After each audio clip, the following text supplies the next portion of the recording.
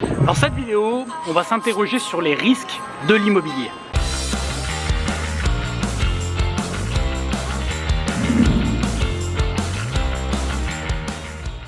J'ai reçu un commentaire sous une vidéo où je présentais ma formation à l'immobilier. Et ce commentaire disait: mais Mickaël, tu parles pas des risques de l'immobilier.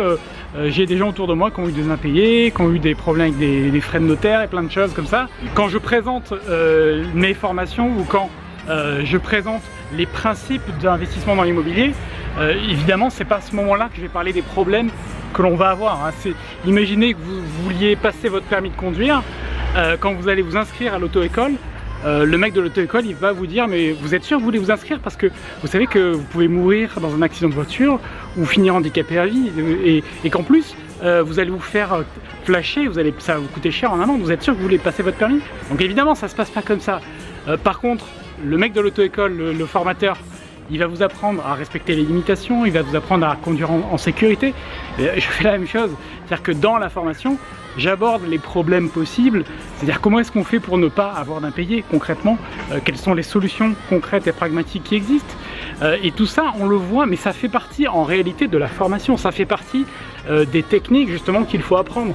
Donc, dans l'immobilier, évidemment qu'il va y avoir des problèmes, évidemment que toute personne formée va rencontrer des difficultés parce que c'est la vie de l'immobilier. Par contre, plus on est préparé, plus on a des outils, plus on connaît les gens qu'il faut connaître, plus c'est simple. Donc il ne faut pas espérer qu'il n'y ait pas de problème, parce que ça serait vivre chez les bisounours, ça n'arrive pas. Ou alors vous m'envoyez les coordonnées, ça peut être sympa. Mais plus sérieusement, il ne faut pas espérer ne pas avoir de problème. Peu importe l'investissement que vous faites, peu importe si vous créez une boîte, peu importe, vous allez forcément avoir des problèmes. Le but, c'est pas d'ignorer, c'est pas de faire comme si ça n'existait pas. Le but, c'est d'être prêt quand ça arrive. Le but, c'est d'avoir les bons outils. Donc, tous les problèmes qu'on peut avoir dans l'immobilier, on va faire en sorte que, déjà, de les éviter. Donc, par exemple, si on prend le cas de l'impayé, il y a des formes d'immobilier qui vous garantissent de ne jamais avoir un seul impayé. Ça, c'est clair. Après, si vous faites de la location nue, par exemple, donc dans ce cas-là, il y a un risque d'impayé qui existe. Alors c'est 5% des cas en France, hein, c'est pas non plus 50% des cas, mais ça arrive, ça peut arriver.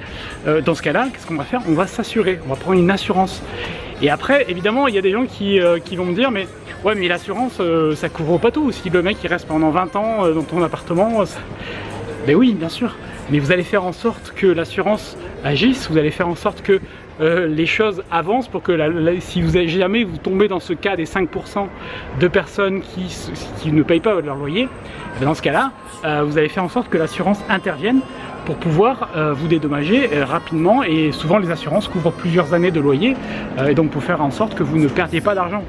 Après, pour les dégradations, c'est pareil, hein, vous pouvez tomber sur j'avais vu un reportage une fois à la télé sur des personnes qui ont apparemment un trouble de la personnalité, mais qui, par exemple, stockent des ordures chez elles, mais à outrance. Évidemment, si vous tombez sur quelqu'un comme ça, qu'est-ce que vous voulez faire? Il n'y a rien à faire. Vous allez résilier le bail parce que la personne, déjà, ne respecte pas ses engagements. Vous allez lui facturer les frais de nettoyage, etc. Donc, normalement, ça ne vous coûte pas d'argent. Et puis, vous allez relouer à quelqu'un de normal, voilà, qui va respecter votre logement et qui va en faire un bon usage, c'est tout. Et il ne faut pas s'arrêter là, il ne faut pas que vous arrêtiez sur des trucs potentiels qui peuvent arriver. Il faut s'y préparer, c'est certain, pas faire n'importe quoi, mais il ne faut pas que ça vous arrête. Parce que si vous arrêtez à ça, évidemment vous ne ferez rien, vous allez être guidé par votre peur. Vous allez jouer sur la défense, hein. Les gens qui jouent sur la défense, ils ont beaucoup de mal à gagner, hein. Donc il faut vous mettre en action. Voilà, donc j'espère que ça éclaire un peu ce point-là. Parce que c'est vrai que quand on regarde des présentations ou des résultats ou des histoires d'investissement réussi, souvent on met de côté ces côtés négatifs. Donc j'espère que ça vous a éclairé. Moi, dans les séminaires que je peux faire sur l'immobilier, souvent ce que je fais, c'est que je demande, quand il y a une personne qui vient présenter son histoire et ses investissements, de raconter tout, parce que c'est ça qui fait effectivement la richesse de l'expérience, c'est de voir les difficultés qu'elle a eues, les problèmes qu'elle a eu. Moi d'ailleurs, dans mes formations, je raconte aussi les problèmes que j'ai eu. J'en ai eu des problèmes. J'ai des problèmes avec la banque, par exemple, quand la banque met 6 mois, j'ai mis 6 mois à monter, par exemple, 2 prêts immobiliers. 6 mois, c'est-à-dire que entre la date de signature du compromis et la date de l'acte authentique chez le notaire, il s'est passé 6 mois. Donc la première fois, j'étais pas préparé.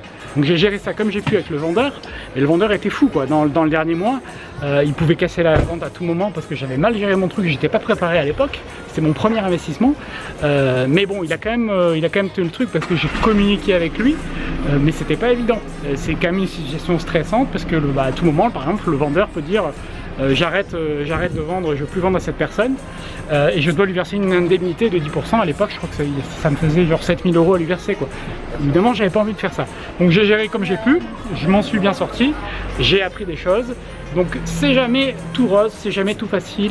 Donc voilà, le seul truc à faire, c'est développer un esprit riche pour pouvoir faire face à tout ça tranquillement, être entouré, être accompagné et créer votre liberté financière.